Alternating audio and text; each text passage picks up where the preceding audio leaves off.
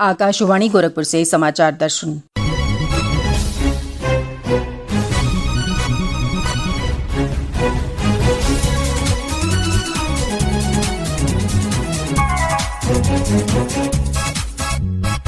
इस अंक में स्वाधीनता संग्राम सेनानी शहीद रामप्रसाद बिस्मिल की जयंती, प्रदेश में कोविड से बचाव के लिए टीकाकरण अभियान, पूर्वांचल एक्सप्रेसवे के जल्दी शुरू होने की संभावना और आकांक्षी जिला कार्यक्रम में चंदौली को दूसरा स्थान।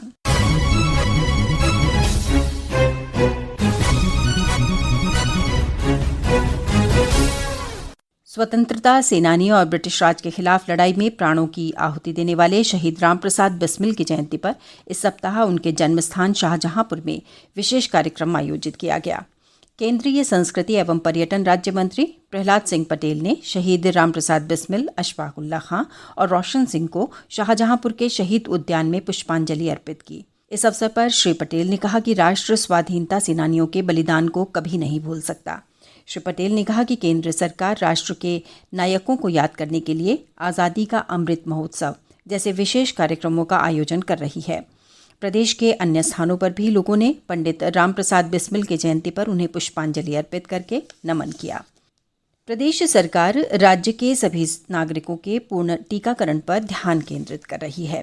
टीकाकरण को बढ़ावा देने के साथ साथ पर्यावरण को बचाने के लिए मेरठ के हस्तिनापुर में लाभार्थियों के लिए हरित उपहार की अनूठी योजना शुरू की गई है। इस योजना के फलस्वरूप एक दिन में रिकॉर्ड संख्या में टीकाकरण हुआ।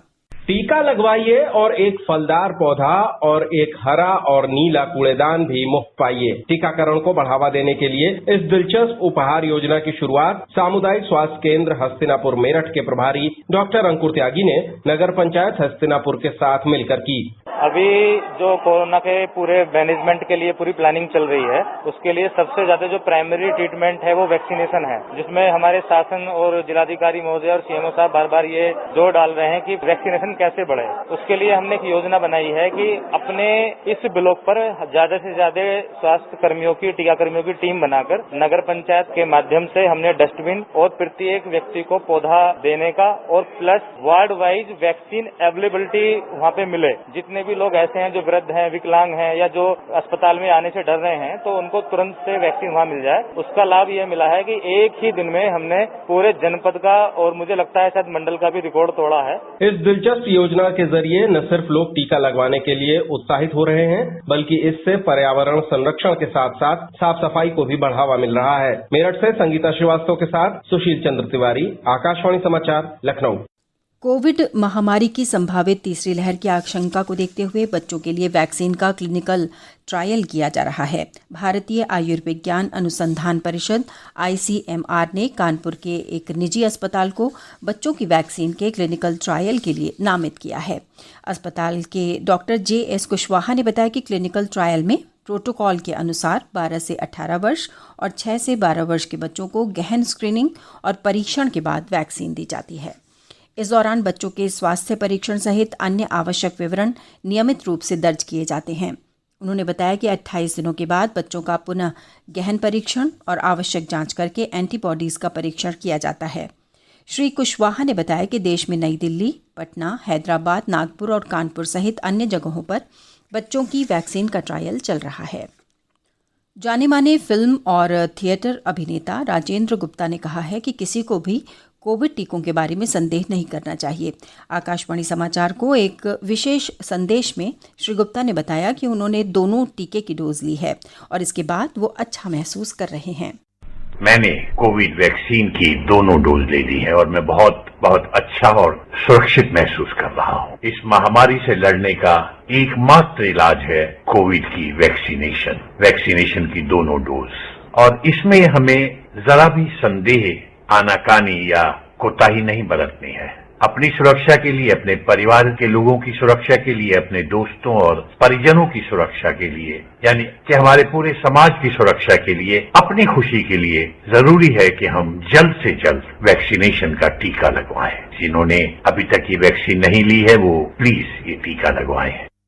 पूर्वांचल एक्सप्रेसवे का निर्माण कार्य जल्दी पूरा होने की संभावना है।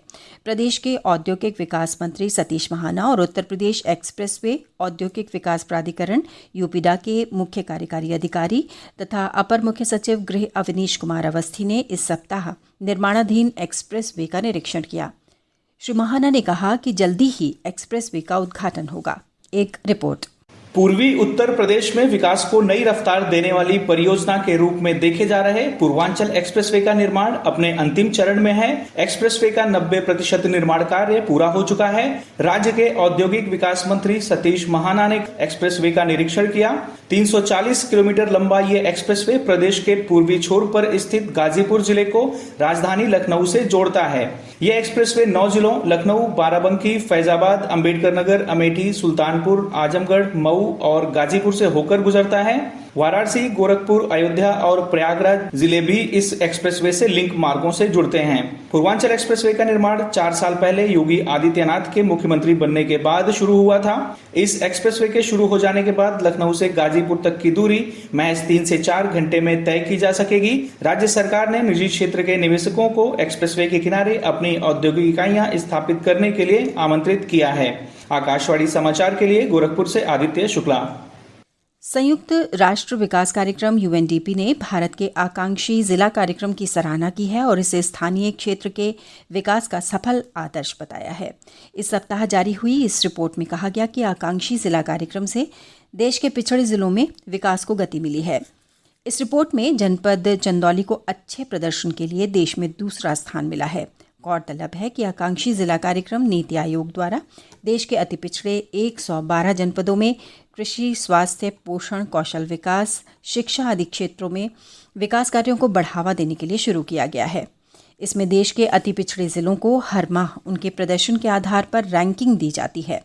यूएनडीपी ने पिछले 3 वर्षों के प्रदर्शन के आधार पर आकांक्षात्मक जनपदों की रैंकिंग जारी की है। और ब्यौरा हमारे प्रतिनिधि से। चंदौली में जिलाधिकारी के नेतृत्व व कुशल मार्गदर्शन में अधिकारियों की टीम द्वारा शिक्षा, स्वास्थ्य, कृषि, कौशल विकास, पोषण आदि क्षेत्रों में उत्कृष्ट कार्य हुए, जिसके चलते देश में जनपद को दूसरा रैंक हासिल हुआ। जिलाधिकारी संजीव सिंह ने बताया कि कृषि क्षेत्र में नवाचार के अंतर्गत जनपद में काला धान की खेती और काला चावल के निर्यात से किसानों की आय में वृद्धि को प्रधानमंत्री और मुख्यमंत्री द्वारा सराहा गया है। इस उपलब्धि पर जिलाधिकारी ने प्रसन्नता व्यक्त करते हुए अधिकारियों को बधाई दी और कहा कि भविष्य में भी हमें इसी तरह टीम भावना के साथ मेहनत और लगन से कार्य करना है, जिससे जनपद को विकास के पथ पर आगे ले जाया जा सके। उल्लेखनीय है कि नीति आयोग की रैंकिंग में पूर्व में भी जनपद को पूरे देश में 2 बार प्रथम और 2 बार द्वितीय स्थान प्राप्त हो चुका है। समाचार दर्शन के लिए चंदौली से मनोज त्रिपाठी।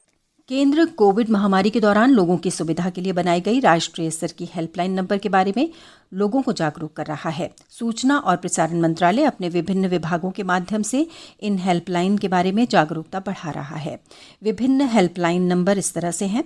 कोविड संबंधी सवालों के जवाब देने के लिए स्वास्थ्य और परिवार कल्याण मंत्रालय की हेल्पलाइन है 1075। महिला और बाल विकास मंत्रालय की चाइल्ड हेल्पलाइन है 1098। वरिष्ठ नागरिकों के लिए सामाजिक न्याय और अधिकारिता मंत्रालय का हेल्पलाइन नंबर है 14567। मनोवैज्ञानिक सहायता के लिए राष्ट्रीय मानसिक स्वास्थ्य और तंत्रिका विज्ञान संस्थान निम्हांस का नंबर है 080461100007। आयुष कोविड परामर्श हेल्पलाइन नंबर है 14443 और MyGov WhatsApp help desk number है 9013151515।